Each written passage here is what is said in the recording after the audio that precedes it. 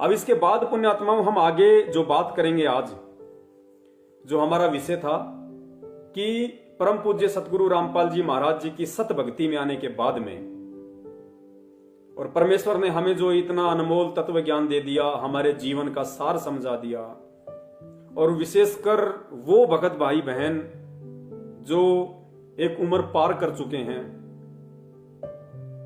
जिनके शादी को काफी समय हो चुका है, जिनके बच्चे युवा हो चुके हैं,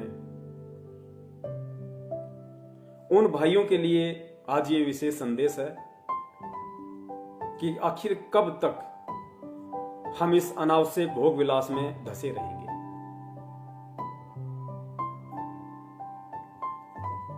ये बहुत ही निंदनीय कर्म है, बहुत ही घटिया कर्म है, विशेषकर उन आत्माओं के लिए, और उस समय जबकि हम इतने वर्षों से परम पूज्य गुरुदेव की शरण में हैं, हमारे बच्चे हमारे सर के बराबर हो चुके हैं, उसके बाद भी यदि हम इस अनावश्यक भोग विलासिता में रत हैं तो ये कहीं न कहीं गहनता से सोचने और विचार करने का विषय है।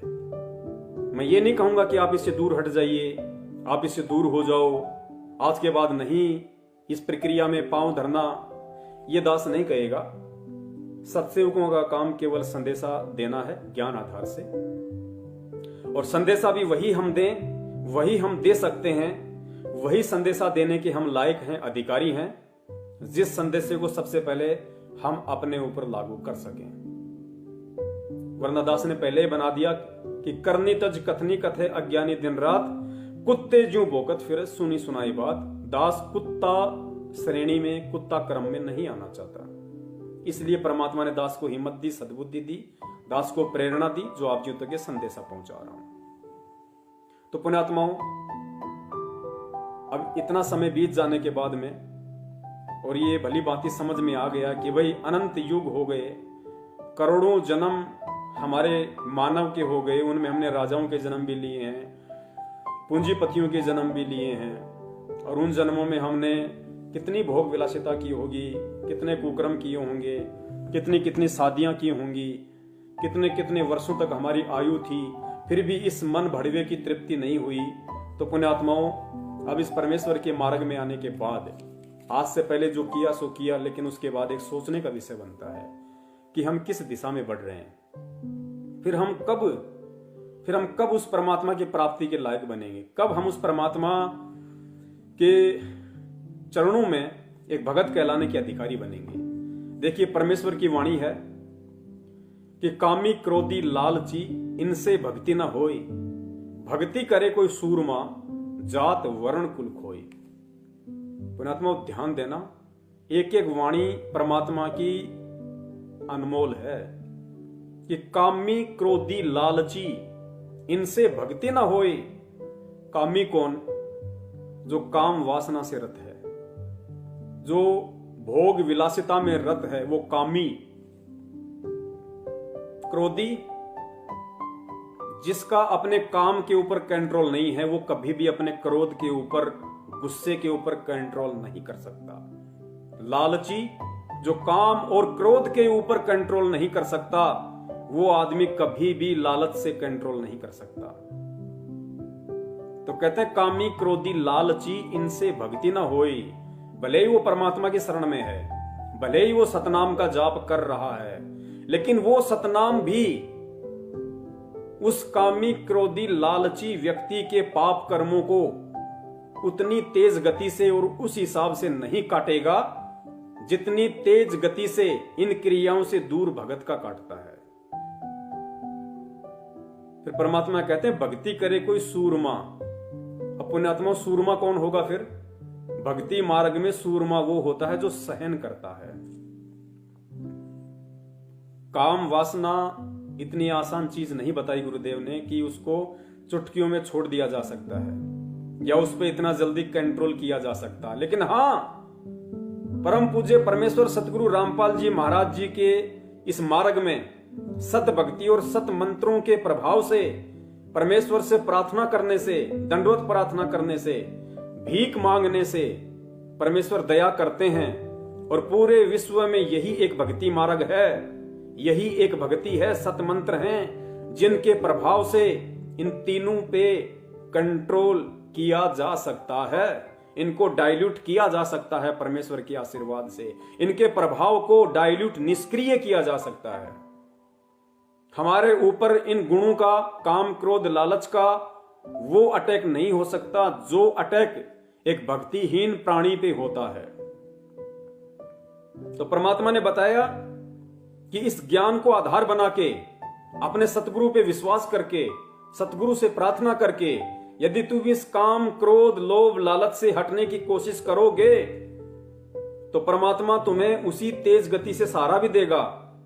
और जो परेशानी तुम्हें आएगी, क्योंकि काल बहुत ज्यादा तरीकों से, जब आप एक बार अपने सतगुरुदेव जी के चरण कमलों में बैठ के उनसे अरदास करके, उनसे प्रार्थना करके कि हे परमपिता परमेश्वर, बहुत हो चुका है, अब आप ही की प्रेरणा से, आप ही ने ये सद्बुद्धि दी है इन चीजों से दूर हटने की, परमात्मा दास पे दया करना। दास अपनी तरफ से पूरी कोशिश करेगा, लेकिन हे परमपिता परमेश्वर, जब तक आप अपना पंजा इस दास के शीश पे नहीं रखोगे, तब तक परमात्मा मैं चाहे लाख कोशिश कर लूं, चाहे लाख मन बना लूं, मैं इन विकारों से दूर नहीं हट सकता। परमात्मा आपका आशीर्वाद, आपकी रजा विशेष है, इसके बिना संभव नहीं है। और पुण्यात्माओं, जब वो भगत ये प्रार्थना करके परमात्मा से और इस विरत की भोग विलासिता से, इस काम क्रोध से जब दूर हटने का मानस बना लेगा, तो पुण्यात्माओं फिर ये काल भगवान भी उन संचित कर्मों का दबाव उस भगत पे उतना ही ज्यादा डालेगा।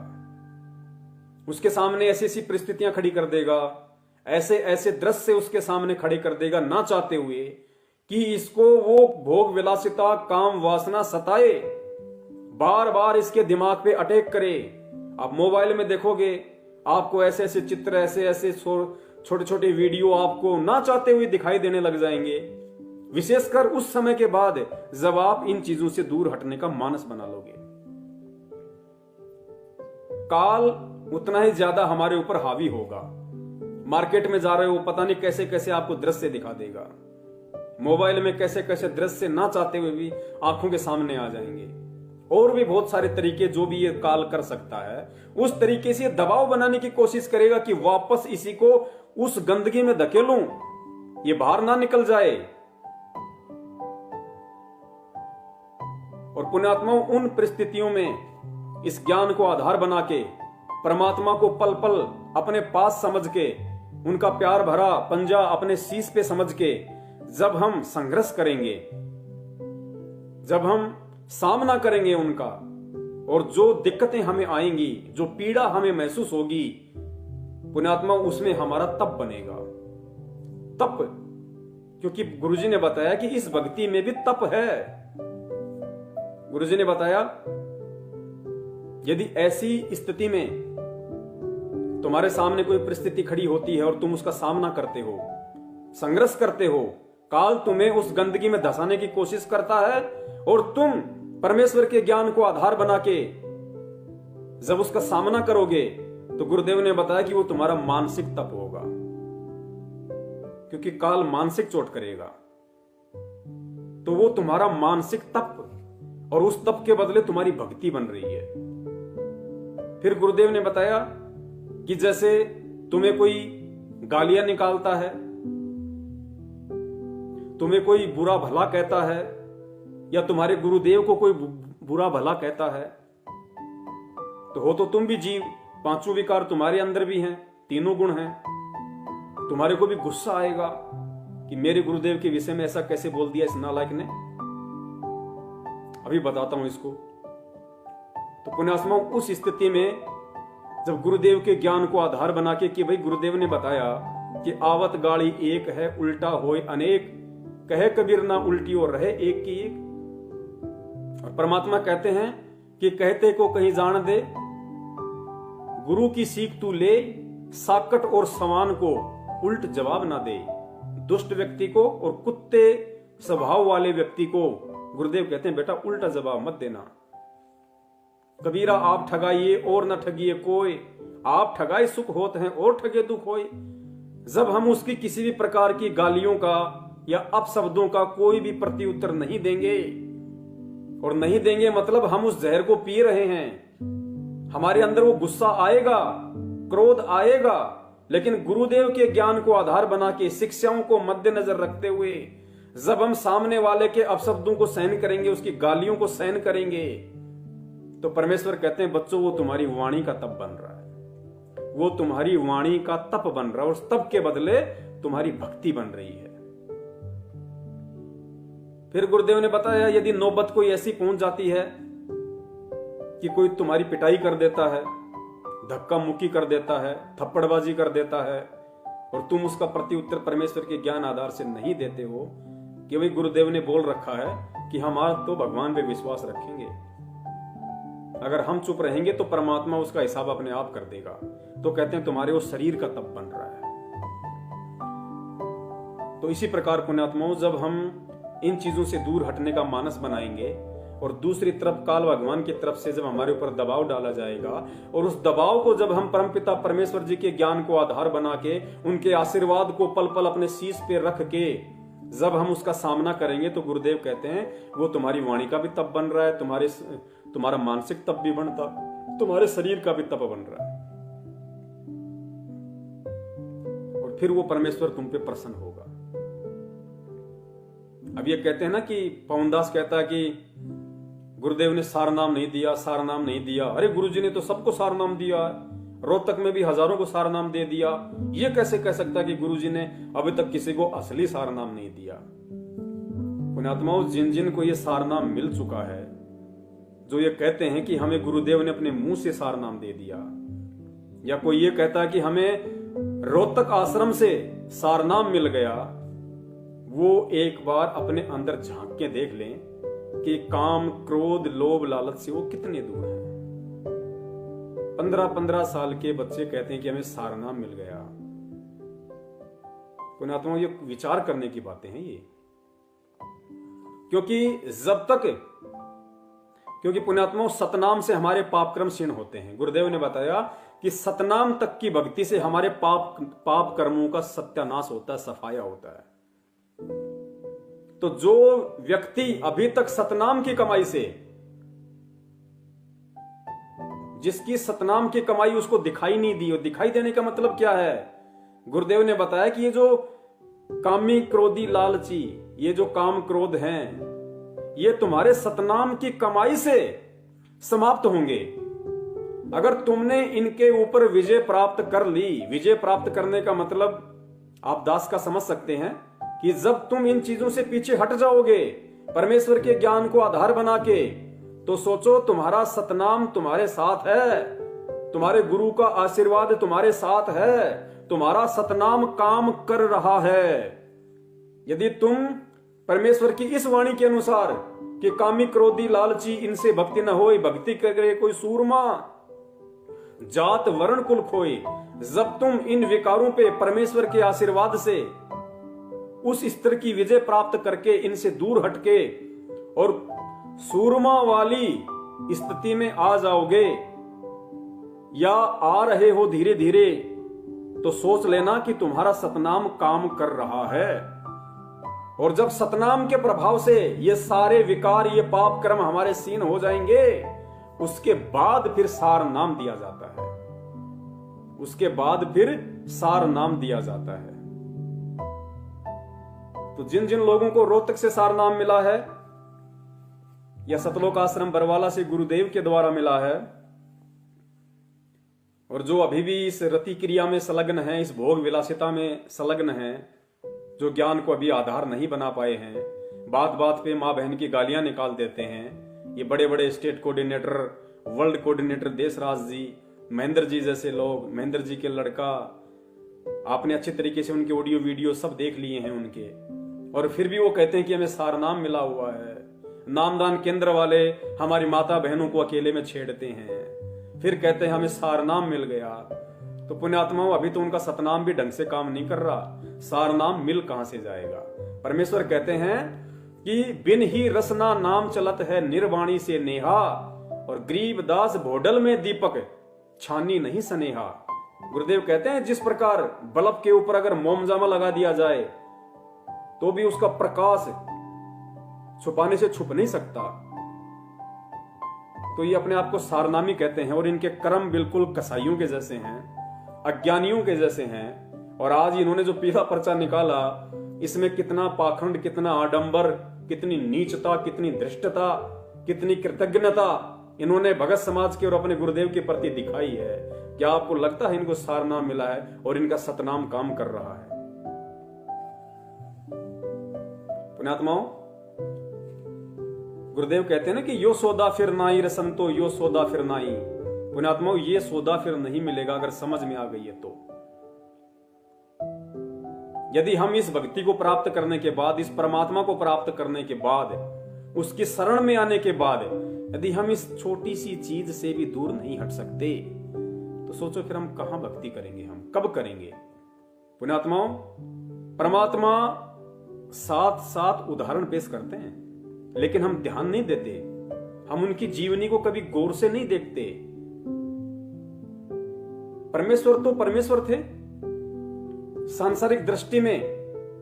जब तक वो अपने गुरुदेव की शरण में नहीं आए, जब तक वो भक्ति मार्ग से नहीं जुड़े, तब तक सांसारिक दृष्टि में उन्होंने शादी भी की, बच्चे भी उत्पन्न किए, सांसारिक दृष्टि में भोग विलास भी करके दिखाया। लेकिन जैसे ही परमपिता परमेश्वर अपने गुरुदेव की शरण में आए तो पुण्यात्मा उसके बाद क्या उस परमपिता परमात्मा ने उस सांसारिक दृष्टि में कभी भोग विलास किया? क्या परम पूज्य सतगुरु रामपाल जी महाराज जी ने सांसारिक दृष्टि से 17 फरवरी 1988 के बाद भोग विलास किया?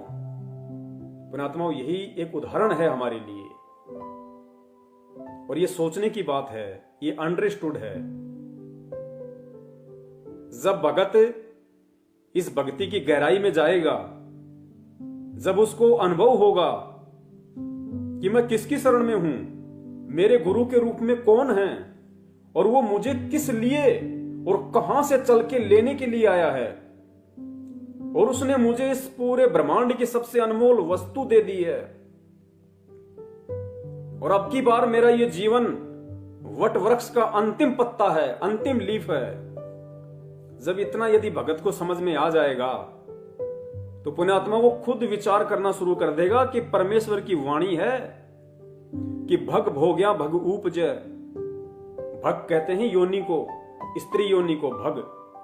परमेश्वर ने कहा कि भग भोग्या भग उपजय, और भग से बचा ना कोई, और जो कोई भग से बचे भगत कहावे सोए।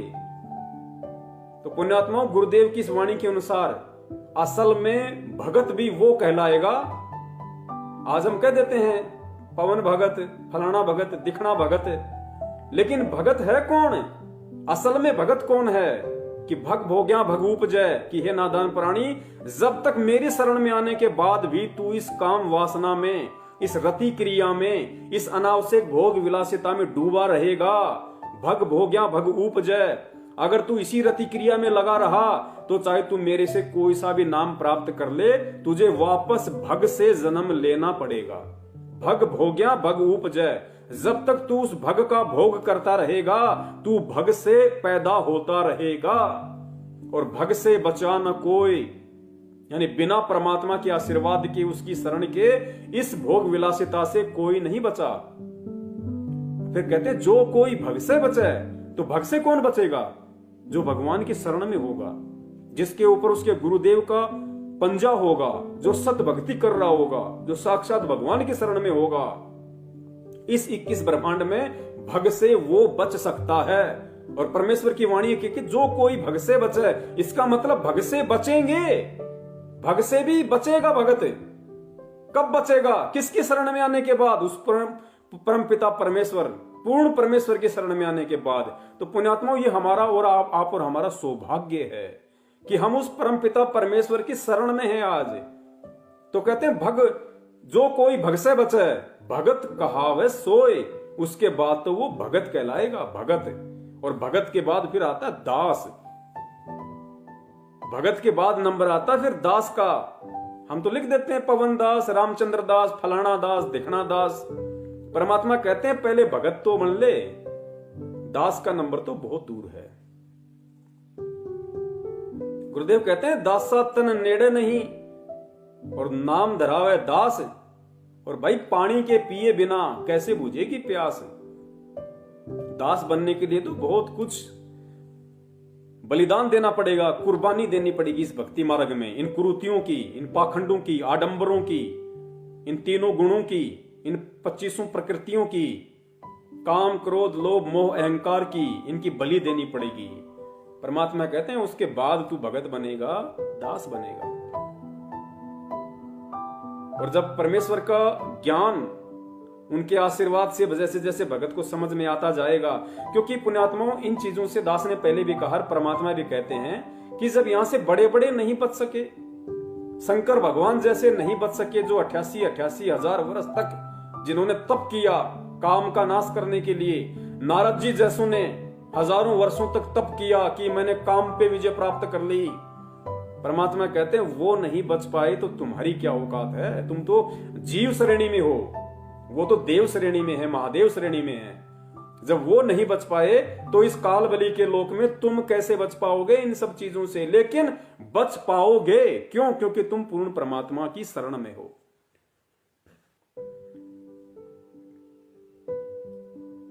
तो उसके बाद परमात्मा ने बताया कि जब तुझे धीरे धीरे इन चीजों का आभास होता रहेगा, भक्ति का अनुभव होगा, फिर एक पोजीशन ऐसी आएगी कि ना चाहते हुए भी तेरे अंदर इन चीजों से दूर हटने की प्रवृत्ति बनेगी। धीरे धीरे तुझे घटिया कर्म लगने लगेंगे, तुझे इनसे घृणा आने लगेगी कि मैं क्या कर रहा हूं यार। इतना सब कुछ ज्ञान लेने के बाद परमात्मा, मैं कहता हूं कि मेरा भगवान अंतर्यामी है, मेरा परमात्मा मेरे हृदय में बैठा है, मेरे हृदय रूपी गुफा में परमात्मा बैठा है। और एक वाणी है परमात्मा की कि क्या मुख ले विनती करूं, लाज आवती मोय। परमात्मा कह रहे हैं हम नीचों को समझाने के लिए, गुरुदेव, कि क्या मुख से विनती करूं, लाज आवती मोय। और हे परमात्मा तुम देखत अवगुण करूं, कैसे भाऊं तोय। कि परमात्मा मैं नीच, मैं किंकर, मैं दुष्ट, मैं अधमी प्राणी, इतना ज्ञान लेने के बाद, इतने वर्षों से आपकी शरण में आने के बाद, परमात्मा मैं किस मुख से विनती करूं। मुझे तो शर्म आती है, मुझे घृणा आती है अपने ऊपर कि क्या मुख ले विनती करूं, लाज आवती मोय। कि मुझे शर्म आ रही है परमात्मा आपसे विनती करते हुए भी कि तुम देखत अवगुण करूं। परमात्मा तुम अंतर्यामी, तुम सर्वद्रष्टा, तुम्हारे आंखों के सामने, तुम्हारे देखते देखते मैं सारे अवगुण कर रहा हूं। आज भी इतना ज्ञान लेने के बाद भी, आपकी इतनी रहम और दया प्राप्त करने के बाद भी, कि तुम देखत अवगुण करूं, कैसे भाऊं तोय। परमात्मा मैं आपको कैसे भाऊंगा, मैं आपको कैसे अच्छा लगूंगा। एक तरफ तो मैं कहता हूं कि अंतर्यामी एक आप, आत्म के आधार, जो तुम छोड़ो हाथ तो मुझे कौन उतारे पार। कि चीटी पायल बाजे पैर, साहिब सुनता है सब लहर। कि मेरा गुरुदेव, मेरे गुरुदेव भगवान अंतर्यामी हैं, पल पल की जानते हैं, सबकी जानते हैं, सोचने से पहले की जानते हैं। और उस अंतर्यामी के सामने तू इतना ज्ञान लेने के बाद भी उस गंदे और घटिया, निंदनीय, कुकर्म, भोग विलासिता में, काम वासना में रत है। तो कहने को परमात्मा हम उन्हें कह रहे हैं, कहने को हम उन्हें अंतर्यामी कहते हैं, लेकिन पुण्यात्मा हम विचार करें, क्या वास्तव में हम उन्हें अंतर्यामी मान रहे हैं? वे तो अंतर्यामी हैं और हम कह भी रहे हैं, लेकिन क्या हम मान रहे हैं? ये कर्म करते हुए यदि हम उन्हें अंतर्यामी कहें तो एक बहुत बड़ा धोखा होगा उस अंतर्यामी के साथ में। क्योंकि हम बच्चे को बहला सकते हैं, हम बच्चे को फुसला सकते हैं, हम बच्चे को मूर्ख बना सकते हैं, लेकिन उस परम पिता परमेश्वर को हम उसके साथ में कैसे धोखा कर सकते हैं, ये ज्ञान लेने के बाद भी, और इतना समय बीत जाने के बाद भी। वेदों में भी दास ने देखा तो नहीं, लेकिन पहले दास सुना करता था कि भाई वेदों में भी, शास्त्रों में भी लिखा है कि पहले हमारे जो ऋषि मुनि होते थे वे काम वासना की तृप्ति के लिए शादी नहीं करते थे, वे केवल वंश चलाने के लिए संतान उत्पत्ति करते थे। और उनका विधान था कि चाहे लड़का हो चाहे लड़की हो, केवल एक ही उत्पन्न करना है। और कहते हैं कि वो उनके पता नहीं क्या क्या रूल थे, क्योंकि वो सनातनी लोग थे। बहुत अच्छा समय था उस समय, वातावरण था। पता नहीं 3 महीने में या साल में एक बार ही वो भोग विलास किया करते थे। 3 महीने या साल में एक बार ही भोग विलास किया करते थे। बाकी समय परमात्मा के भजन में, गुणगान में लगाया करते थे। तो पुण्यात्माओं, हमने तो उन प्राचीन ऋषि मुनियों से भी अव्वल दर्जे का भगत बनना है। असल में तो ऋषि मुनि परमात्मा आप और हमें बनाने आए हैं। और देखा जाए तो असल में ऋषि मुनि तो आप और हम हैं। असल में ऋषि हम हैं, असल में मुनि हम हैं। वो तो खाली काल तक की साधना के ऋषि मुनि थे। और पुण्यात्मा, वो ऋषि मुनि परमेश्वर हमें बनाना चाहते हैं, और हम विचार नहीं करते कि हम किस राह पे चल रहे हैं। तो किस तरीके से परमात्मा प्रसन्न होंगे, और पुण्यात्मा फिर कब हम सतलोक जाने की तैयारी करेंगे। परमेश्वर कहते हैं कि भाई तुम हंस थे, जब तुम सतलोक से आए तो तुम हंस प्रवृत्ति के थे। क्योंकि गुरुदेव ने बताया कि जो हंस होता है और जो काग होता है, वो दोनों एक ही सरोवर पे रहते हैं। और जो काग होता है वो कीड़े मकोड़े, घोंगे, छिपकली, मछली सब कुछ खाता है, सारी गंदगी खाता है। और जो हंस होता है वो भी उसी सरोवर पे होता है। और कहते हैं हंस चाहे भूखा मर जाएगा, लेकिन मोती के सिवाय अन्य कोई भी पदार्थ नहीं खाता, कोई भी खाद्य पदार्थ नहीं खाता। तो पुण्यात्माओं, इस परमात्मा के इन सत्संग रूपी सरोवर में डुबकी लगाने के बाद भी, आज भी यदि हम इन चीजों से दूर ना हटके और वो काग वाली प्रवृत्ति में ही रत रहेंगे, तो हम कब हंस कहलाने के लायक बनेंगे, और कब हम उस हंस प्रवृत्ति के बन के सतलोक जाने के काबिल बनेंगे। क्योंकि वहां तो कागों के लिए जगह नहीं है, वहां तो परमेश्वर को हंस प्रवृत्ति के चाहिए। ठीक है, हम जैसे सतलोक से आए थे वैसे तो नहीं बन सकते, लेकिन कम से कम हम कोशिश तो करें। और कोशिश करेंगे तो परमेश्वर कहते हैं फिर कोशिश करने वालों की हार नहीं होती है। और बाकी जो बचा खुचा मैल होता है वो फिर परमात्मा मान सरोवर पे स्नान करवा के वहां काटेंगे। लेकिन हम उस लायक तो बने कि परमात्मा मान सरोवर तक ले जाके हमारे बाकी के बचे खुचे वो गंदे कर्म, वो आवरण वो हटा सके। हम उस लायक तो बने कम से कम। तो पुण्यात्माओं, शुरुआत हमें करनी पड़ेगी, चाहे आज कर दो चाहे कल कर दो। और गुरुदेव ने बताया कि भाई शरीर का कोई भरोसा नहीं है। ये ना सोचो कि तुम सत्सेवक हो, तुम बहुत अच्छे भगत हो, ज्ञान को आधार बना के चल रहे हो, तो तुम्हारी तो परमात्मा ने 100 वर्ष की आयु दे दी। हमारे कितने उलझे हुए संस्कार हैं, हमारे कितने अनंत युगों के पाप कर्म हैं, कितने हमारे संचित कर्म हैं। इन चीजों का हमें इतना आभास नहीं है जितना परमात्मा जानते हैं।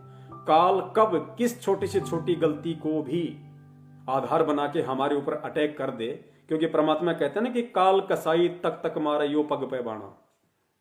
वो बिल्कुल पैनी नजर है उसकी, घात लगा के बैठा है, घात लगा के। स्पेशली सत्सेवकों पे ध्यान रखना।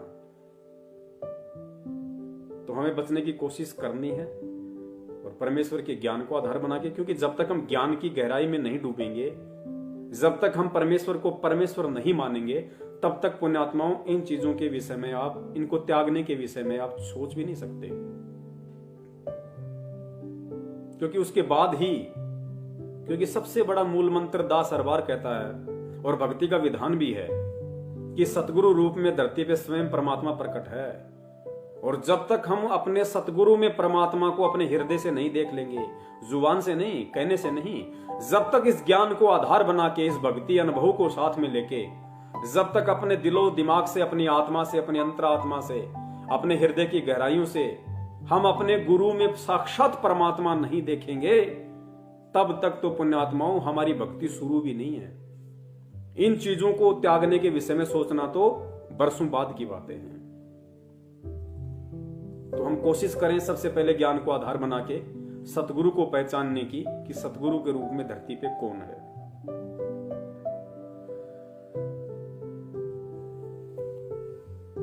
और भी बहुत सारी बातें हैं। परमात्मा ने ये जो 2 पुस्तकें हैं, एक गरिमा गीता की और दूसरी ज्ञान गंगा, इनमें भी परमात्मा ने काफी चीजें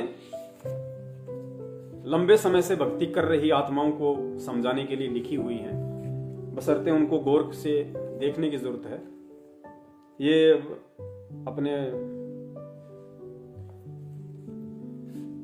मुरादाबाद से पवन दास जी हैं, उन्होंने आज से 2-3 दिन पहले इस चीज को ग्रुप में डाला था। तो परमात्मा ने दया करी उनके ऊपर, जो इन्होंने, क्योंकि वो निमित्त बने, परमात्मा ने उनको निमित्त बनाया। देखो पुण्यात्मा, दास के पास में कोई मटेरियल नहीं है। ये जितने भी सबूत हैं, जितने भी मैसेज हैं, ऑडियो वीडियो आप जी देख पाते हैं, सुन पाते हैं, ये सारे भगत भाई ही दास को भेजते हैं। परमात्मा ने दास को इतनी बुद्धि बख्शी हुई है कि दास उनमें से सार को निकाल लेता है कि इसका रहस्य क्या है।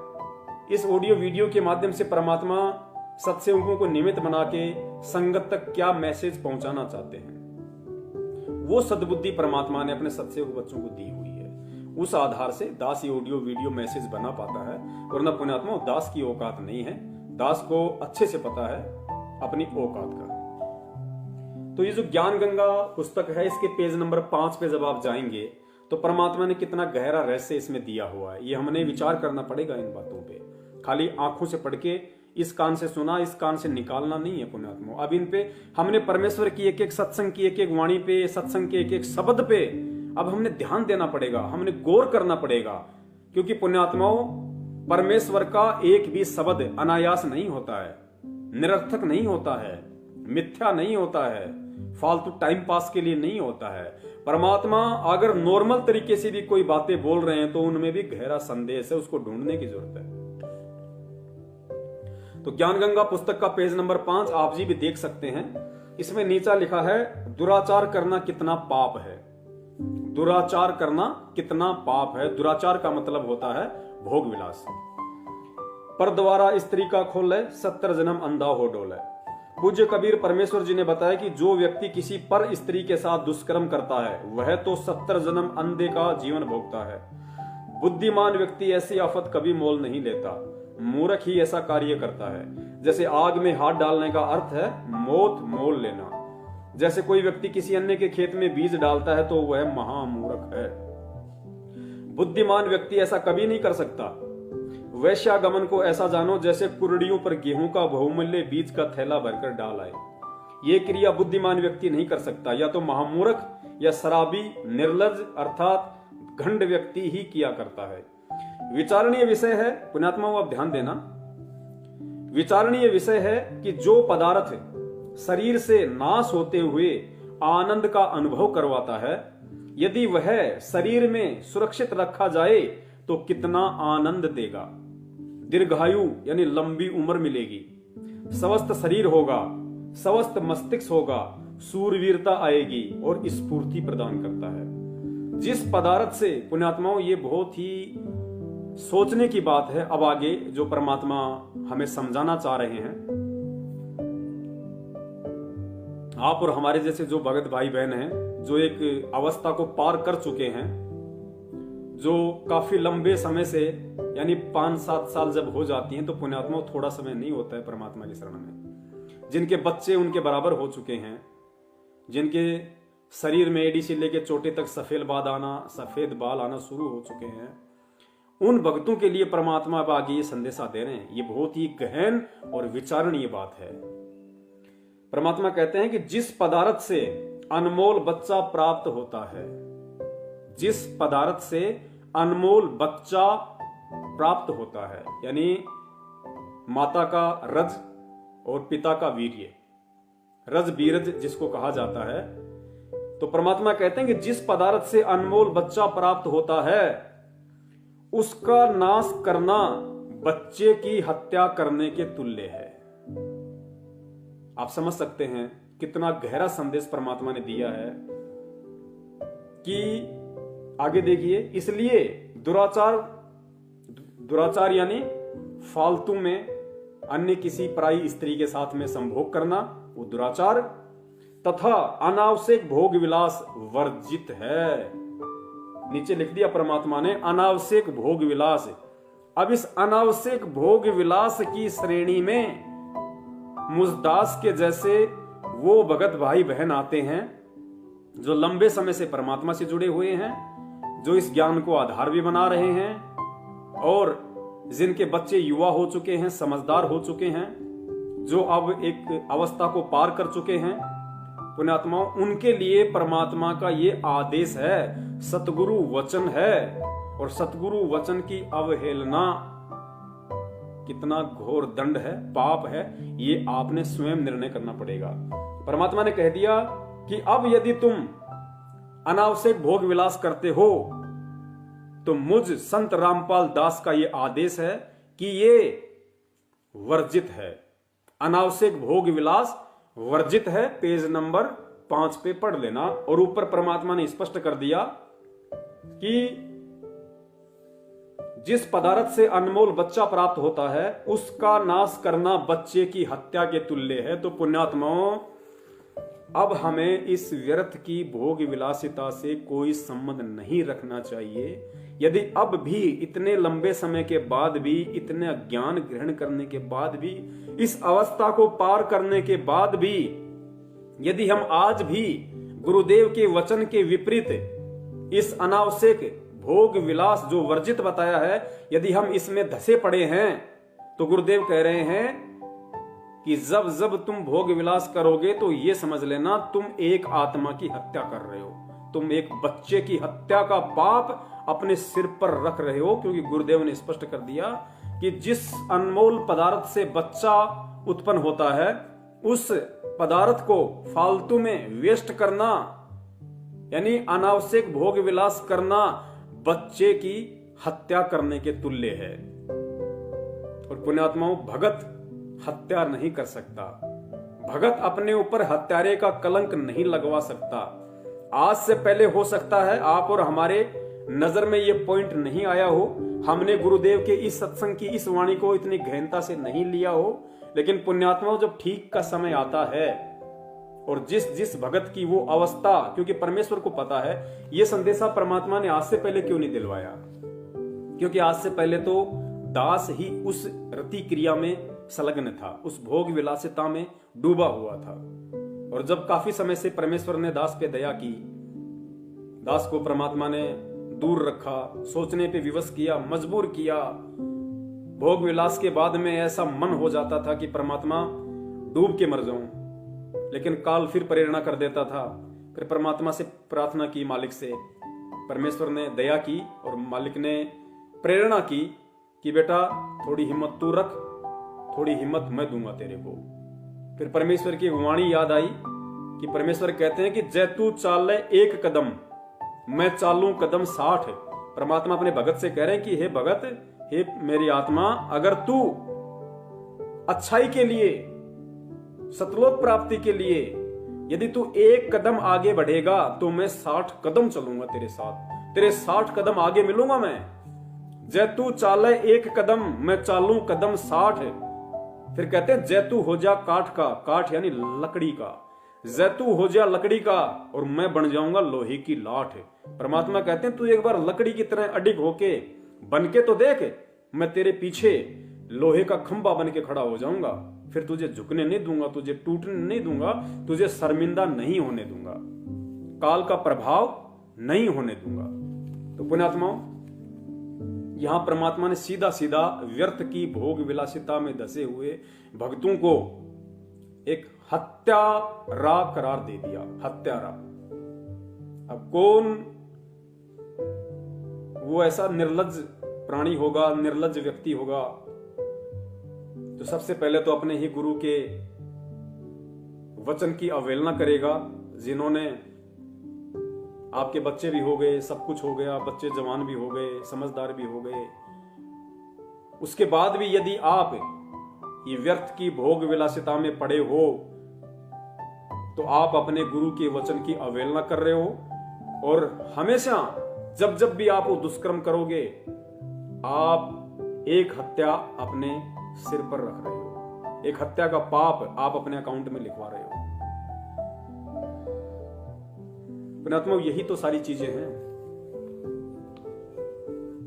परमेश्वर ने तो स्पष्ट कह दिया कि भाई मैं दबाव नहीं दूंगा किसी के ऊपर, मैं किसी के साथ भी जबरदस्ती नहीं करूंगा, क्योंकि परमात्मा ने कितनी बार बताया कि भाई मेरा काल के साथ एग्रीमेंट है, मेरा अनुबंध है, मेरा उसके साथ में लिखित अनुबंध है। क्योंकि परमेश्वर जो वचन कर लेते हैं वो लिखा ही हो जाता है, उनका लोहे की लकीर हो जाती है वो, क्योंकि परमात्मा कभी अपने वचन से पीछे नहीं हटते। फिर तो काल ने कहा था कि परमेश्वर जब आप कलयुग में नीचे जाओगे या जब भी आप जाओ, परमात्मा आप केवल अपना विधान बताना, आप केवल उन आत्माओं को अपना ज्ञान देना, और आपसे ज्ञान ग्रहण करने के बाद जो आपकी शरण में रहें, यानी आपके कहे अनुसार चलें, आपके सत्संगों को आधार बना के, ज्ञान को आधार बना के जो प्राणी आपकी शरण में रहे वो आपका, और परमात्मा जो आपके ज्ञान को आधार ना बनाए और सारी उन क्रियाओं में संलग्न रहे जो आम व्यक्ति करता है, पुण्यात्मा वो मेरा होगा, उसको आप छेड़ना मत। और परमात्मा आप जबरदस्ती मत करना, आप सिर्फ अपना ज्ञान बताना, आपका ज्ञान समझ के जो आपका हो जाए, जो आपके जीवन को देख के चले, आपके पद चिन्हों पे चले, कि कीट न जाने भृंग को गुरु कर ले आप समान। जब तक भगत उस पद्धति पे ना चले परमात्मा, आप जबरदस्ती उसके साथ कुछ ना करना, जबरदस्ती आप उसको सतलोक ले जाने की कोशिश ना करना। कहने का मतलब उसका ये था। तो परमात्मा पुण्यात्माओं अपने विधान अनुसार, अपने वचन अनुसार वो केवल हमें ज्ञान देंगे, सत्संग के माध्यम से संकेत करेंगे, सत्संग के माध्यम से इशारे देंगे। इन पुस्तकों में लिख दिया, बता दिया, अब उन चीजों को हमने खुद पकड़ना पड़ेगा, हमने खुद समझना पड़ेगा, और फिर हमने खुद ही विचार विमर्श करना पड़ेगा, मंथन करने पड़ेगा, चिंतन करना पड़ेगा कि भाई ये छोटा सा जीवन है, पता नहीं आज किसी की 20 साल बाकी है, किसी की 25 साल बाकी है, और ये मन की जो तृप्तियां हैं, जो मन की इच्छाएं हैं, ये भैया और कितनी करेगा। जब करोड़ों बार तू राजा बन के, जब तेरे हाथ में पूरी दुनिया थी, तू चक्रवर्ती था, तो जब चाहे जिससे शादी कर ले, जब चाहे जितनियों से शादी कर ले, तेरे को कोई रोक टोक नहीं, तेरे को कोई रोकने वाला नहीं। और जब उन युगों में, उन जन्मों में तेरी वो तृप्ति पूरी नहीं हुई, तेरी मन की अभिलाषा पूरी नहीं हुई, तो नालायक आज तेरी कौन सी अभिलाषा पूरी हो जाएगी, कौन से तेरे मन को ठंडक पहुंच जाएगी। तो परमात्मा कहते हैं थोड़ा सा जीवन बचा है, ये मेरे चरणों में समर्पित कर दे। परमेश्वर कहते हैं ना कि करोड़ शीश तूने दे दिए, यम राजा की भेंट। भेंट यानी गुरुजी कहते हैं धक्के से लेता है, ये एक्सीडेंट में मार देगा, आपस में लड़ाई करवा के मार देगा। तो गुरुजी कहते हैं कि नालायक करोड़ शीश तूने दे दिए इस यम राजा की भेंट, और एक शीश दे के देख ले सतगुरु अपने की भेंट। करोड़ शीश तूने दे लिए यम राजा की फेट।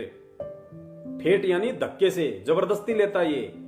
तो कहते हैं तूने करोड़ों शीश, तूने तेरे करोड़ों जन्म तूने बर्बाद कर दिए इस काल के चक्कर में आके।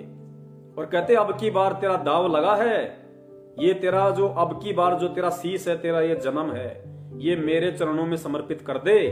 भेंट यानी सप्रेम, प्यार से, प्रेम के साथ में ये जीवन तू मुझे समर्पित कर दे। परमात्मा कहते हैं बेड़ा पार कर दूंगा। तो पुण्यात्माओं अब वो समय उन आत्माओं का आ चुका है परमेश्वर के चरण कमलों में अपना शीश भेंट करने का। चरण भेंट करने का मतलब गुरुदेव ने काफी बार बताया कि भाई तुम्हें जीवित मरना सीखना पड़ेगा। परमात्मा कहते हैं ना योग गुरु ज्ञान विज्ञान वाणी, जीवित ही जग में मरो। तो जीवित ही जग में मरने का मतलब गुरुदेव ने बताया कि तुमने अपनी इच्छाओं को मारना पड़ेगा, अपनी इच्छाओं को काटना पड़ेगा, अपनी इच्छाओं से, मन की अभिलाषाओं से दूर हटना पड़ेगा, इस ज्ञान को आधार बना के कि अब ज्यादा समय नहीं बचा है, थोड़ा बहुत समय है, जितना हो सके परमात्मा को समर्पित कर दे। और पुण्यात्माओं उदाहरण परमात्मा ने एक से एक दे दिए। सबसे पहला उदाहरण तो स्वयं वो परमात्मा बनता है कि जब उन्होंने कबीर पंथ में एंट्री की सांसारिक दृष्टि से, उसके बाद परमात्मा इन व्यर्थ की जो गंदगियां थी, मालिक तो पहले भी दूर ही थे, उनका तो सनाविरम शुक्रम अकायम, बिना हाड़मास का, बिना नाड़ी तंत्र का उनका बॉडी है, तेजपुंज का शरीर है परमेश्वर का। लेकिन सांसारिक दृष्टि में उन्होंने ऐसा उदाहरण दिया कि जब तक मुझे नहीं पता था, जब तक मुझे ज्ञान नहीं था, जब तक मुझे गुरु नहीं मिला था, परमात्मा की प्राप्ति नहीं हुई थी, तब तक तो मैं भी इन क्रियाओं में रत था, ताकि कोई भगत ये ना सोचे कि आज से पहले तो मैं इतने कुकर्म कर चुका हूं, मेरा कैसे भला होगा, कैसे परमात्मा मेरे पाप कर्मों का नाश करेगा। तो परमात्मा एक उदाहरण पेश करते हैं कि बेटा, मैं भी आज से पहले ऐसा ही था, मैं भी इन्हीं क्रियाओं में रत था, मैं भी काल को आनंद दे रहा था, काल को मजे करवा रहा था। लेकिन जब मुझे ज्ञान हुआ, मुझे मेरे पूज्य गुरुदेव जी ने बताया, उसके बाद से मैंने इन चीजों को त्याग दिया। तो एक उदाहरण पेश किया परमात्मा ने आप और हमें समझाने के लिए। फिर परमात्मा ने उदाहरण दिया राजा अब्राहम सुल्तान का, कि जब उसको वास्तविकता का पता चला, जब उसको चोट लगी, गुरुदेव कहते हैं कि ज्ञान का और घाम का चमका सा होता है। ज्ञान यानी तत्व ज्ञान और घाम यानी धूप। गुरुदेव कहते हैं ज्ञान का और घाम का चमका सा होता है। जो पुण्यात्मा होती हैं, जो ज्ञानवान आत्मा होती है, तुरंत रिएक्शन कर देती है उस पर। तो गुरुदेव ने बताया कि राजा इब्राहिम सुल्तान परमात्मा की पुण्यात्मा थी, ज्ञानी आत्मा थी, उसको तुरंत चमका हो गया। 16,000 रानियों को ठोकर मार दी उसने, 16,000 को। पुण्यात्माओं, आप और हम उस राजा इब्राहिम सुल्तान के कहां टिकते हैं?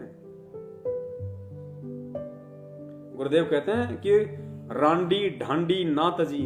रांडी यानी औरत के लिए यूज किया परमात्मा ने, ढांडी यानी जानवर के लिए, पशु के लिए। क्योंकि राजा इब्राहिम सुल्तान के जीवन में ऐसा एक मोड़ आया था, लंबी कहानी है, परमात्मा ने हमें सबको बता रखी है। तो परमात्मा कहते हैं एक जीव के लिए कि रांडी ढांडी ना तजी, वो नर कई काग, वो तो कौवे हैं जिनसे ये भगवान की शरण ग्रहण करने के बाद में, परमात्मा से ज्ञान लेने के बाद में, ये रांडी भी नहीं त्यागी जा रही। रांडी त्यागने का मतलब ये नहीं कि हम अपनी भक्तिमतियों को छोड़ दें। आज जो भक्तिमती हैं वो भी परमात्मा की शरण में हैं, हम भी परमात्मा की शरण में हैं। अगर परमेश्वर भगत को प्रेरणा करते हैं तो परमात्मा को पता है कि जीवन में कोई और मोड़ ना आ जाए, इसके लिए परमात्मा अपनी उस बेटी में भी उतनी ही प्रेरणा करता है। उसको भी परमात्मा अंदर वो प्रेरणा कर देता है, वो भी उन चीजों से विरक्त होने लग जाती है। तो परमात्मा कहते हैं रांडी ढांडी ना तजय, ये नर कई काग। और भाई बलक बुखारी ने छोड़ दिया, थी कोई पिछली लाग, उसके कोई पिछले जन्म के अच्छे संस्कार थे, भक्ति कर्म थे, जिसने एक झटके में 16,000 एक से एक नवी नवेली रानियों को छोड़ दिया। किसी से तो 2 महीने पहले शादी की थी, किसी से 5 दिन पहले की होगी। परमात्मा ने कहा कि उसने जब उस पुण्यात्मा को ज्ञान हुआ, उसको ये झटका लगा कि नादान कहां अपना जीवन बर्बाद कर रहा है, कहां काल को मजे लुटवा रहा है, कहां उसका भोजन तैयार कर रहा है सूक्ष्म रूप में, ये वासना रूपी गंदगी इकट्ठी करके। तो परमात्मा कहते हैं 16,000 रानियों को मुंह काला करके निकल गया। अब पुण्यात्मा हम अपना विचार कर ले अब कि उस समय उस पुण्यात्मा ने, क्योंकि ना तो मोबाइल थे, ना टीवी था, ना रेडियो था, ना चिप थी, ना परमात्मा जा के इतने सत्संग करते थे, पुण्यात्मा उसके बावजूद भी उन आत्माओं में भक्ति की इतनी अलख लगी, इतनी जागरूकता आई उनके अंदर परमात्मा प्राप्ति की। राजा भी वो, गुरुदेव कहते हैं जब वो हाथी पे बैठ के सज धज के अपने सवारी के साथ चलता था, तो ऊपर जो देवताओं का राजा इंद्र है वो भी गर्दन नीची कर लेता था, वो भी शर्मा जाता था कि भाई इतने ठाट बाट, इतने भोग विलासिता के साधन, इतने मौज मस्ती के यंत्र तो मेरे पास भी नहीं है जितने बलक बुखारे के बादशाह के पास है। और वो पुण्यात्मा एक झटके में और ठोकर मार के चल दिया उसके। तो पुण्यात्माओं, अब हमने खुद इन चीजों पे विचार करना पड़ेगा। और दूसरी बात परमात्मा ने एक और कही हमारे को कि जब तुम इस भक्ति की गहराई में जाओगे पुण्यात्माओं, फिर तुम चिंतन करो, कभी बैठा करो, सोचा करो, कभी परमात्मा के सत्संग सुनने से नहीं, चाहे सत्संग सुनो थोड़ा, लेकिन थोड़े पे फिर चिंतन करो, मनन करो, विचार करो कि परमात्मा इस सत्संग के माध्यम से हमें क्या संदेशा देना चाहते हैं, क्या समझाना चाहते हैं। अब पुण्यात्माओं, ये अंडरस्टूड बात है, हम सबको अच्छे से पता है कि आज यहां जितने भी प्राणी हैं, हम सब एक परमात्मा के बच्चे हैं। हम चाहे यहां कोई स्त्री है, चाहे कोई पुरुष है, हम सब आत्मा हैं, और इस आत्मा का पति कहो, इस आत्मा का पिता कहो, इस आत्मा का मालिक कहो, केवल एक है परमात्मा, कबीर साहब, जो आज हमारे गुरुदेव के रूप में है। तो सतलोक में हम सब एक ही परमपिता परमात्मा के बच्चे, और सतलोक में ये दुष्कर्म, ये मंदकर्म सोचने को भी नहीं। काल ने जो किया वो एक अलग मैटर है, उसके अलावा दास आपको बता रहा है कि सतलोक में तो दिमाग में भी नहीं है ये गंदगी, दूर दूर तक नहीं है। तो हम सब एक परमात्मा के बच्चे। काल ने आके हमें यहां पे कौवा बना दिया, हंस से कौवा बना दिया, हमें आपस में एक दूसरे का पति बना दिया, पत्नी बना दी। इतना घोर अन्याय हमारे साथ इसने कर रखा है कि हो सकता है आज जो मेरी माँ है, इस सांसारिक दृष्टि में जो मेरी माता है, क्या पता इस काल ने पिछले जन्म में मेरी औरत बना रखी, और आज जो मेरी बीवी है, मेरी पत्नी है, क्या पता पिछले जन्म में वो मेरी बेटी थी। तो कितना घोर अन्याय हमारे साथ में कर रहा है, कितना दूषित प्रदूषित हमें कर रहा है। ये सारी जानकारी आज गुरुदेव ने आके दे दी। और फिर पुण्यात्माओं, गुरुदेव कहते हैं कि जब तुम्हें इस बात का मालूम पड़ जाएगा, जब तुम अंदर से इस चीज को अनुभव करोगे कि भाई तूने भी नाम ले रखा और तेरी पत्नी ने भी नाम ले रखा। नाम किससे ले रखा? गुरुजी से। तो गुरुजी तेरे क्या बाप, और तेरी पत्नी का क्या बाप। तुम दोनों का बाप कौन? गुरुजी। और तुम दोनों गुरुजी के क्या बेटा बेटी। तो तुम दोनों गुरुजी के बेटा बेटी, तुम दोनों का एक बाप। तो तुम्हारा क्या रिश्ता हुआ आध्यात्मिक जीवन में?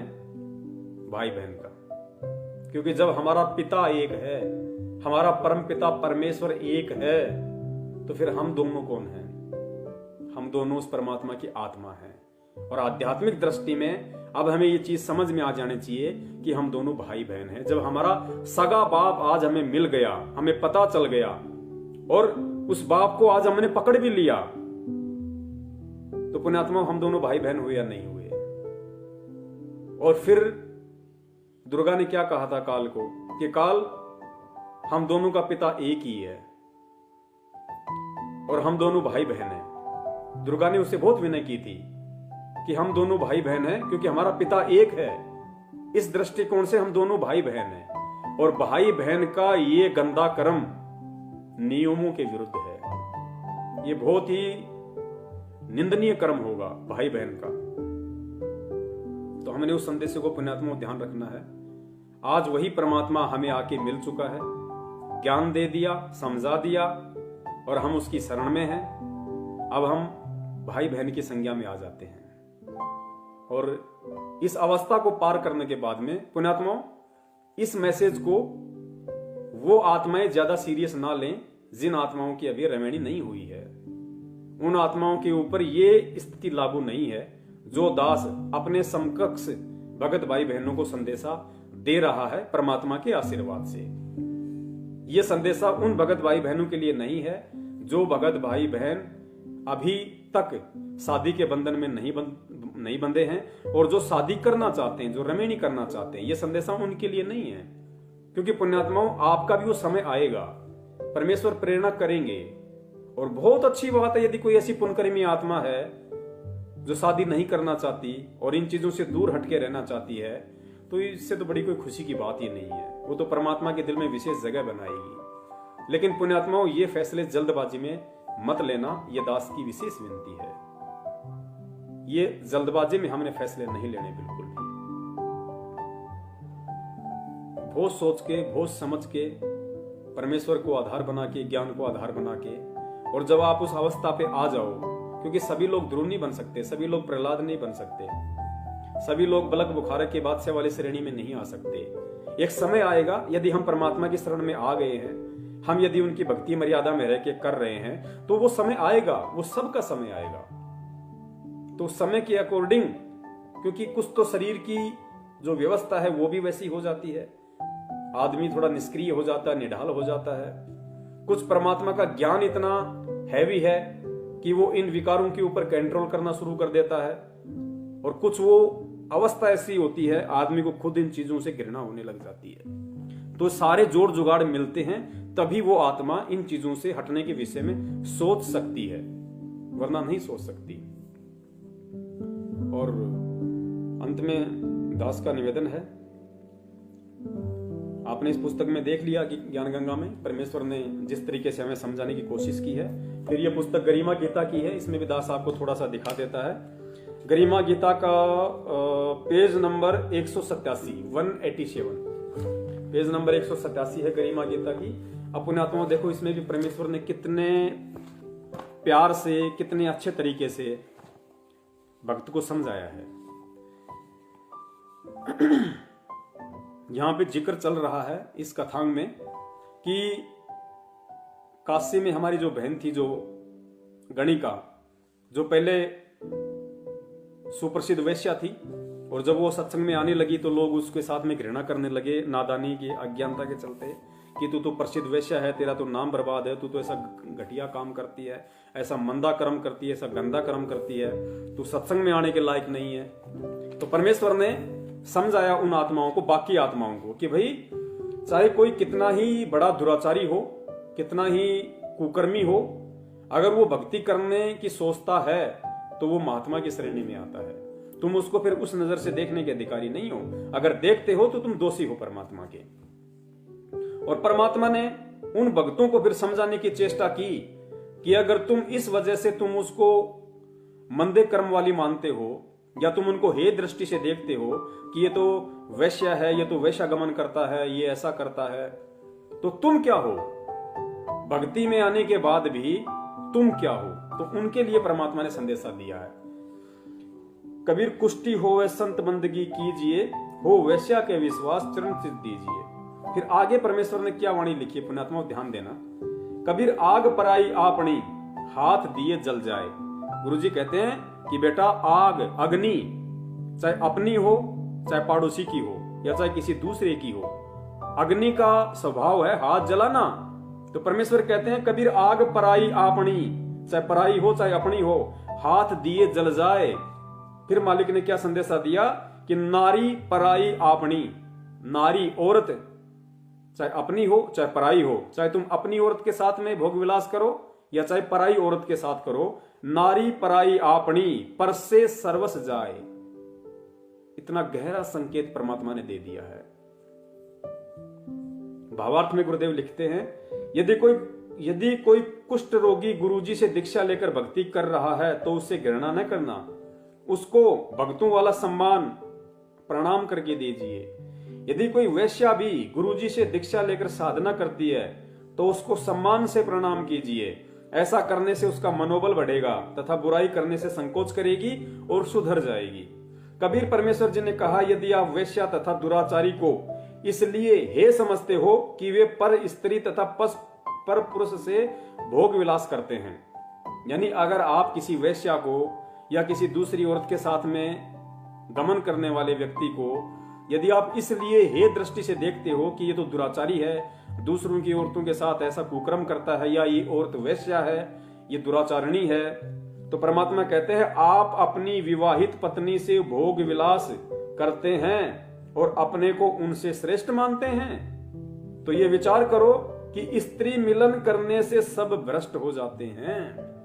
पुण्यात्माओं, ये भक्तों के लिए परमात्मा समझा रहे हैं, उन भक्तों के लिए जो अब उस अवस्था को पार कर चुके हैं, जिनके बच्चे समझदार हो चुके हैं, या ना हो तो भी बड़ी बात नहीं, बच्चे ना हो तो भी बड़ी बात नहीं। यदि स्त्री मिलन करने से, तो ये विचार करो, यदि स्त्री मिलन करने से सब भ्रष्ट हो जाते हैं तो आप भी तो स्त्री या पुरुष से मिलन करते हो। जैसे अग्नि अपनी हो चाहे अन्य की, यदि हाथ दोगे तो जलाएगी ही। अपनी अग्नि कोई बचाव नहीं करती, अर्थात भगत होने के बाद यदि आप अपनी पत्नी से भी, ये दुराचार की श्रेणी में आ जाता, अगर यदि आप अपनी पत्नी से भी भोग विलास करते हो तो परमात्मा कहते हैं जिस प्रकार अपनी खुद की अग्नि भी आपका बचाव नहीं कर सकती, उसी प्रकार यदि हाथ दोगे तो जलेगी, अपनी अग्नि कोई बचाव नहीं करती। इसी प्रकार विचार करना, इसी प्रकार विचार कर अपने अपने अपने कर्मों को देखो तथा दूसरे से उसके बाद फिर दूसरे से कहो। आगे परमात्मा कहते हैं व्यभिचार यानी दुराचार वह है जिसमें स्त्री पुरुष स्वयं की इच्छा से मिलन करते हैं। व्यभिचार और दुराचार गुरुदेव ने बताया कि जो स्वयं की इच्छा से संभोग करते हैं, यानी जिनकी शादी नहीं हुई, जैसे आजकल लिव इन रिलेशनशिप का जो चल रहा है, जो अपने आप को शिक्षित कहते हैं, जो बाहर पढ़ते हैं या कहीं भी रहते हैं, नौकरी करते हैं, और शादी से पहले जो आपस में एक कमरा लेके रहते हैं, आपस में फिर कहते हैं लव इन रिलेशनशिप या लिव इन रिलेशनशिप। शादी से पहले का जो अपना भोग विलास करते हैं, उसके लिए परमात्मा ने कहा कि ये दुराचार की श्रेणी में आता है। आप शादी से पहले, रमणी से पहले किसी भी औरत के साथ में लिव इन रिलेशनशिप वाला संबंध स्थापित नहीं कर सकते, भोग विलास नहीं कर सकते। यदि करते हो तो वो दुराचार की श्रेणी में आता है, व्यभिचार की श्रेणी में आता है, वेश्या की श्रेणी में आता है, जो प्रत्येक सभ्य समाज की प्रतिष्ठा के विरुद्ध है। यह बलात्कार नहीं है, व्यभिचार कहा जाता है। यह मानव समाज पर कलंक है। और बलात्कार वो है जो किसी लड़की या स्त्री को उसकी सहमति के बिना बलपूर्वक संभोग पुरुष द्वारा किया जाता है, वो नारी के लिए अभिशाप है, समाज के लिए अति पीड़ादायक तथा शर्मनाक है, जो क्षमा के योग्य नहीं है। उसे दंडित किया जाना चाहिए। सुधरने के लिए भी सजा के दौरान अपने विचारों की पुस्तक तथा सत्संग सुनाए जाए। उस व्यक्ति को चाहिए कि अपनी गलती को सार्वजनिक करे, जिसे समाज के अन्य सिरफिरों को नसीहत लगे, उसकी रूह कांप जाए, उसको पता चले कि जरा सी चूक से जीवन नष्ट हो जाता है। समाज में स्वयं को मुंह दिखाने के लायक रहता नहीं, माता पिता, भाई बहन तथा कुल के लोगों का भी सिर शर्म से नीचा कर देता है। समाज में उसका जीना दुश्वार हो जाता है। तो पुण्यात्माओं, अब इतने संकेत, इतने संदेश परमात्मा ने दे दिए कि कबीर आग पराई आपनी हाथ दिए जल जाए कि है नादान प्राणी। जिस प्रकार अग्नि चाहे अपनी हो चाहे दूसरे की हो, अगर हाथ दोगे तो जलोगे ही जलोगे, ठीक इसी प्रकार चाहे तू जगत है चाहे तू भगत है, नारी पराई आपनी परसे यानी संभोग किए सर्वस जाए। तेरी सारी, तू जितनी भक्ति करता है ना, तेरी सारी भक्ति पे तू खुद ही पानी फेर देता है। तो पुण्यात्मा, इससे गहरा संदेश, इससे बड़ा संदेश ये परमेश्वर ने असीम दया की, और दास इसको संदेश को अपने भगत भाई बहनों तक इसीलिए पहुंचाने के काबिल बना है कि परमात्मा ने दास से और अपनी भक्तमती के साथ में एक भाई बहन का रिश्ता परमात्मा ने कायम करवाया। और परमात्मा ने हम दोनों आत्माओं के अंदर ये प्रेरणा की, क्योंकि जब हम ये घटिया कर्म करते थे तो पुण्यात्माओं हम अंदर से मतलब सुखी नहीं होते थे, हमें बहुत ही निंदनीय लगता था, लेकिन काल प्रेशर की वजह से हम पीछे नहीं हट पा रहे थे। लेकिन काफी समय से परमेश्वर ने दया की, बहुत ही विचार किया, विमर्श किया कि भाई अब जीवन का लक्ष्य है क्या। ना हम कोई पैसे के पीछे भग रहे, ना हम कोई मकान के पीछे भग रहे, ना हम कोई गाड़ियों के पीछे भग रहे, ना हम कोई राजा मंत्री बनने के पीछे भग रहे। हमारा मकसद क्या है, हम देखे तो सही कि हम कहां खड़े हैं। हम आज यहां हैं, 2 महीने बाद कहीं और जाके मकान ले रहे हैं, फिर कहां भग रहे हैं। ना हमारा कुछ आगे, ना हमारा कुछ पीछे। मकसद क्या है हमारा? हमारा इतना बड़ा परिवार है, ये चल कैसे रहा है, कैसे चल रहा है? अच्छे अच्छे लोग डूब गए इस लॉकडाउन में। जो लोग फॉर्च्यूनर में चलते थे 20 लाख की गाड़ी में, 30 लाख की गाड़ी में, वो मोटरसाइकिल पे आ गए। और परमात्मा ने उसी लॉकडाउन में मुझ जैसे नीच को 70-70, 80-80 हजार रुपए की कमाई दी परमात्मा ने, रोड पे खड़ा करके। तो ये विचार करना फिर जरूरी बन जाता है कि मेरे पीछे कौन है, और जब मेरे पीछे मेरा परमात्मा है तो मेरा मकसद क्या है। जब मेरा मकसद दुनिया की संपत्ति इकट्ठा करना नहीं है, मेरा मकसद अपने बच्चों को पढ़ा लिखा के कोई वकील, जज, इंजीनियर, डॉक्टर बनाना नहीं है, मेरा मकसद कोई 50 लाख की बिल्डिंग ठोकना नहीं है, सोचना भी नहीं, तो पुण्यात्मा फिर मेरा मकसद क्या है और मैं किस लिए इस भगवान से जुड़ा हूं। ना मेरे रिश्तेदार मेरे हुए, ना मेरे गांव वाले मेरे हैं, ना और कोई लोग मेरे हैं। सबको परमात्मा ने आजमा के दिखवा दिया, और विपत्ति में केवल यही गुरु मेरे सामने खड़ा रहा, मेरी पीठ पीछे खड़ा रहा, मुझे हाथों में लेके चला। तो मेरा मकसद क्या है? अगर आज भी मैं इस मकसद को समझ के और इन घटिया कर्मों से दूर हटके अगर मैं अपने परम पिता परमेश्वर, अपने पूज्य गुरुदेव जी के चरणों में अपना तन मन धन समर्पित नहीं करता हूं, तो मेरे से बड़ा कृतज्ञ जीव और कौन होगा, जिसने मुझे इतना सब कुछ दिया, इतना उपकार दिया, मुझे संभाल के रखा हर विकट परिस्थिति में। और परमेश्वर कहते हैं कि कृत घनी भूले नरलोई, कृत घनी भूले नरलोई। नरलोई, नर यानी इंसान, लोई यानी औरत। जो स्त्री पुरुष अपने गुरुदेव के द्वारा जो उपकार उसके ऊपर किए गए हैं, जो उसको भूल जाता है, उसको कहते हैं कृत घनी। तो नित्य नियम में परमात्मा को पढ़ाते हैं कि कृत घनी भूले नरलोई। जो व्यक्ति, स्त्री या पुरुष, भगत या भक्तमती अपने गुरुदेव के जो अनमोल उपकार या उपकारी हैं, जो परमात्मा ने कालजाल से निकाल के अपनी शरण में ले लिया, अपनी बाहों में ले लिया, ये अनमोल भक्ति दे दी, ये मंत्र दे दिया, जीने का आधार दे दिया, शारीरिक मानसिक सब टेंशनों से दूर कर दिया, परमात्मा के उपकार है हमारे ऊपर। तो कहते हैं कृतघ्नी ही होगा वो इंसान, वो दुनिया का सबसे बड़ा नीच वो कृतघ्नी इंसान होगा, चाहे स्त्री हो चाहे पुरुष हो, जो उन उपकारों को भुला देगा और विचार नहीं करेगा। तो परमेश्वर कहते हैं कृतघ्नी भूले नरलोई, जा घट निश्चय नाम ना होई। ऐसे भगत के, ऐसे व्यक्ति के हृदय में, घट में परमात्मा का नाम नहीं है। फिर कृतघ्नी भूले नरलोई, जा घट निश्चय नाम ना होई। परमात्मा कहते हैं निश्चय करके मान लेना, फिर उस आत्मा के घट में मेरा नाम नहीं है, वो मुझसे दूर है। भले ही वो 3 टाइम की आरती पीट रहा है, मंत्र भी जाप कर रहा है, लेकिन वो फिर मेरा भगत नहीं है।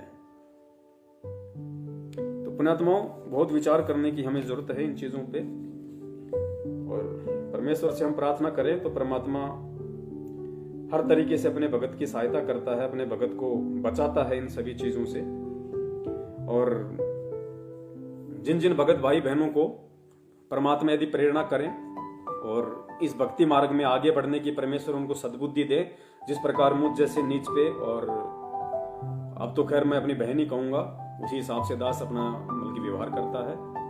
और मालिक से दया करूंगा कि परमात्मा अन्य जो विकार हैं उन पे भी आप हम दासों पे, अपने बच्चों पे आप दया करो, हम उनसे भी दूर हटें धीरे धीरे, क्योंकि हमें हंस बनना पड़ेगा अंत में। और जब तक हम हंस बनने की तरफ नहीं बढ़ेंगे, तब तक हमारे भक्ति करने का, अपने आप को भगत कहलाने का कोई औचित्य नहीं रह जाता है।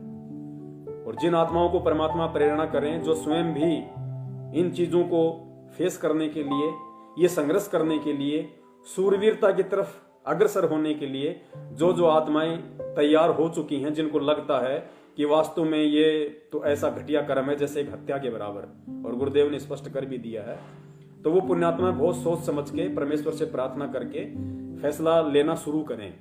क्योंकि पुण्यात्माओं, यही साध संगति का एक मकसद है, और ऐसा ही समाज परमात्मा तैयार करना चाहते हैं। परमात्मा ऐसे ही बच्चों को तैयार करना चाहते हैं सतलोक के लिए।